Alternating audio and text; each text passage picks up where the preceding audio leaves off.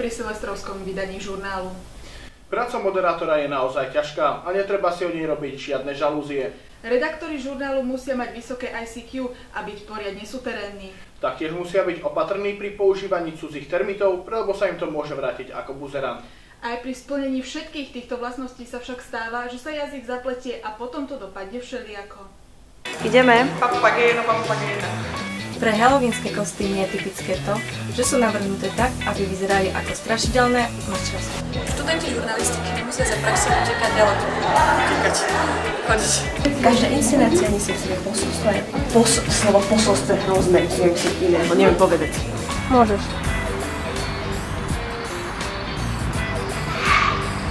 Pre žurnálnika je Pavlovníka Anna Mária Závodníková. Som ti povedal o tom mene?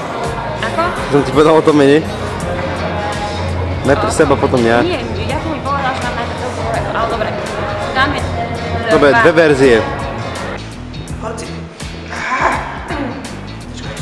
Toto je hlavná budova univerzity. Nachádza sa na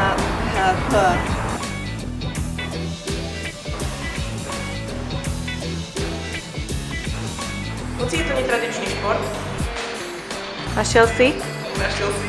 svojich priaznicov aj na univerzitnej pôde. Nenašiel si? Aj napriek tomu, že bola posledný pokus a potom keď nie, tak použijeme ten prvý a... Môžem? Hej. Nejaký užeraný deň na to. Hoci je to netradičný šport, tak čo? Na Boženu, ako zvykneme familiárne u Volku. Na Boženu, na budovu, ktorú tak... Rokenu, bankádze. Ry, prečo nepovieš Ry? Lebo na Ry už stlačam. Socha Konštantína filozofa stojí na tomto mieste pred hlavnou budovou Univerzity Odlož. Sa na to, lebo sme... Od hlavnej budovy sme prišli až k mlynám, kde je to ďalšia budova. Aj napriek chystaným zmenám v separácii odpadu, univerzita ďalšie kontajnery zakúpiť neplánuje. No to bola strašná škoda. Keby si nezachytila tieto okamihy môjho života.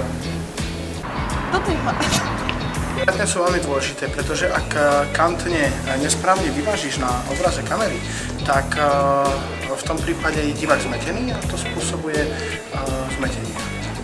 Pre žurnál Martina Hatňáková. Na tomto mieste. Dovidenia! Uvádzanie reportáží v štúdiu tiež nie je jednoduché, aj keď ide iba o čítanie textu. Písmenka totiž radi skáču z papiera.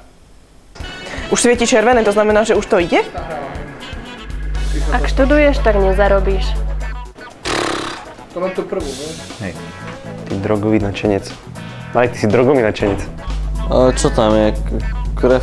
Dobre, tak. Kniha poezie, no. Moje malé svetielko. Chcem, aby svietilo. Hej. Nemali sme na to stole upratať, keď už je zabere. Vieš, to sme asi mohli, no. Ja mám trému. Vadí mi ten Oneho. Tak teraz ma počuť dobre, hej? Hej, aj všetkých ostatných počuť veľmi dobre. Čet!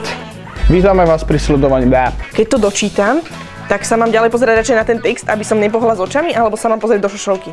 Ale nechcem rozprávať do kamery, ja sa nehodím na kameru. Jaké privítanie? No pretože na začiatku povieš, vítajte pri ďalšom... A to si mi to tam nemohol napísať, ty kokos? To je taký problém si to zapamätať. A čo mám povedať? Vítajte pri ďalšom dieli žurnálu. Vítajte pri ďalšom dieli žurnálu. Presne. Praženie kávy či súťaže baristov v kreslení na kapučínovú penu mohli počas tohto víkendu... To ešte raz. Aj to patrí k častým povinnostiam študenta. Ste zvedaví, ako je na tom otvorili dvere? Páli, nechceš to ty natočiť. Pardon. Fúk. Dobre. Pri ďalšom dieli alebo diele? Dieli. Dieli? Poviem diele. Tá veta je zle postavená. Jak to mám prečítať? To je vidno, že sa pozerám dole. Ukáž mi to. Dostali ste sa do situácie, kedy Počkaj, musíš nás skôr privítať. Privítanie, to tam nemám napísané, Marek. Asi budem meniť účasť celý čas, medzi tým jednotlivým. Aby to vyzeralo, že sme to nahrávali vždy inokedy. Nie, 12 rôznych košiel si donesiem a budem si furt meniť košiel. Kde sa tieto veci dajú vybaviť rýchlo a lacno? To je strašná blbosť. Prepáčte. Pre lekára plný nos, bolesť v hrku. Dobre chlapci, ja odchádzam. No čo, bolo to dobré, alebo treba niečo zopakovať, lebo ja neviem, akým štýlom, ja som to veľmi nesledoval. Bolo mi rozumieť? Nie. Koľko parochní potrebujete ako? Moderátor a Sa potím na čele. Halloween síce skončil, no... To sa dokázalo v piatok, Bože. Marek, som profesionál. Naši študenti boli opäť úspešní. Už 9-krát sa Moderátor a motivačný učiteľ Jan Dubnička sa na besede vo forme mladých. Pohybujete sa vo vode ako rybka, či skôr vo vece ako cementu? Rezali ma kompresie. V Nitrianskom kraji zúri chrípková epidémia. Zatvorili viacero základných stredných škôl. V Nitrianskom kraji zúri chrípková epidémia. Festival Vysoké hory Nitra sa konal v meste pod Zoborom už 8-krát a zúčastnil sa ho aj horolezec.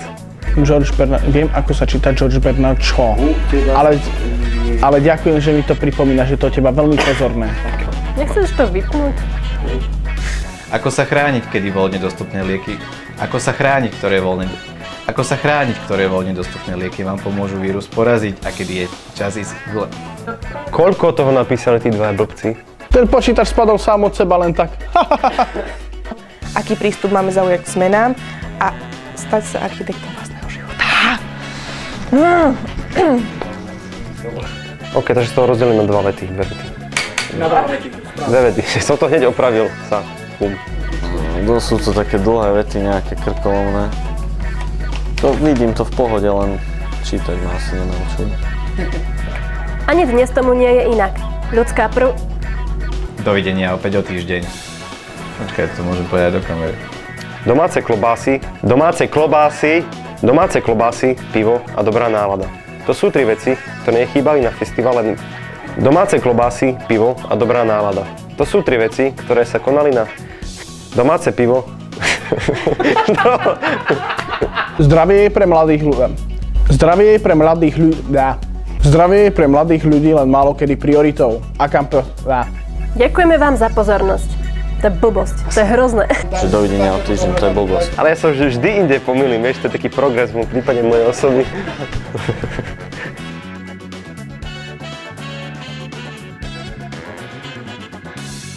Dovidenia opäť o týždeň.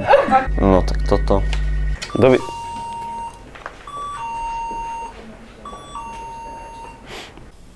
Aj napriek silvestrovskej nálade máme pripravených niekoľko reportáží na vážne témy. Ten tretí kameň zľava je fakt pekný šuter. Ako sa tam dostal a prečo to súvisí s metrosexuálnou komunitou na Slovensku, sme sa pýtali kompetentných. To písal kto toto? Táto reportáž je o tomto treťom kameni zľava, alebo z vašej strany aj správa. Pretože je to fakt pekný šuter. V improvizovanom kamennom štúdiu víta metrosexuál na dôchodku Brna Kyberneta. Čím ste boli, keď ste neboli ešte metrosexuál? Ja som podobne pekným šutríkom, ako je tento. Poradili by ste našim divákom nejaké tipy, ako udržať svoje šuty vo forme? Krémiky, veľa krémikov treba, mastiť ich a podobné veci robiť. Zisťovali sme, koľko kameňov prišlo na natáčanie tejto reportáže. Kameň, zde. Kameň, zde. Kameň, zde.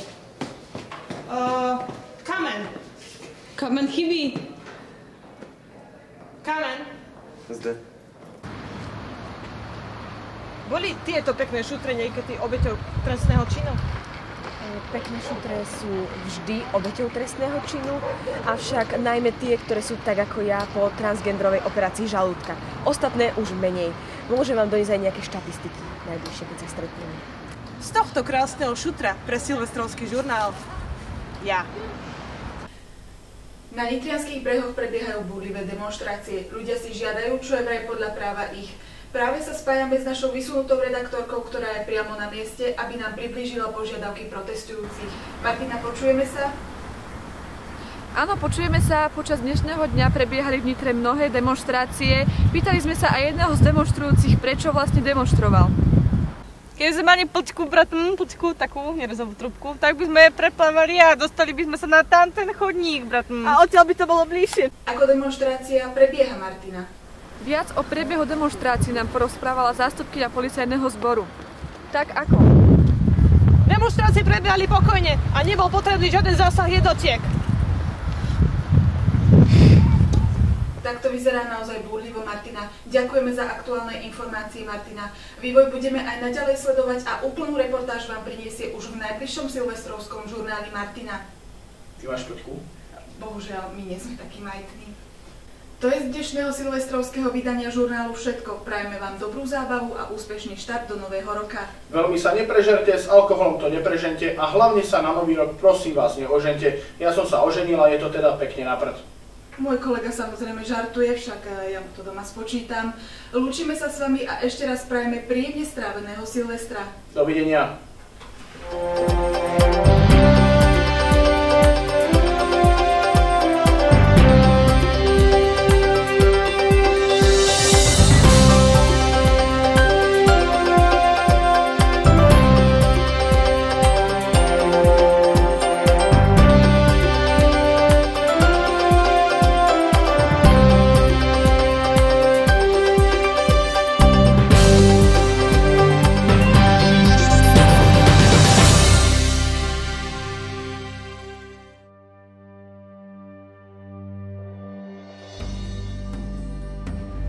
Povedz nám, ako prebiehal týždeň v dome? No, trošku sme sa pohádali. Ale akože ja si nemyslím, že to bola moja chyba. A mňa dosť nahnevalo, že pri záverečnom hodnotení 3 zo 4 sa so mnou chceli rozlúčiť. Ja tomu nerozumiem.